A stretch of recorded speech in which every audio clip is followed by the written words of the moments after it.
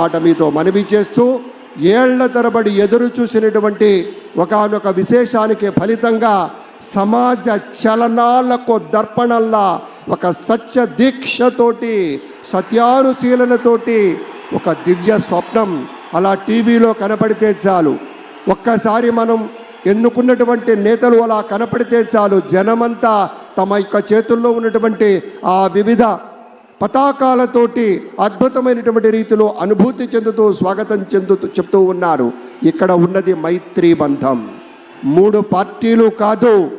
ఈ యావత్ ఆంధ్రప్రదేశ్ రాష్ట్రం నలుచెరుగులా ఉన్నటువంటి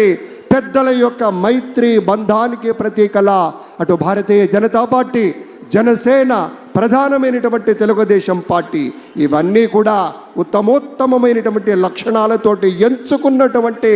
సమాజ సేవ అన్న దానికి నిలబడి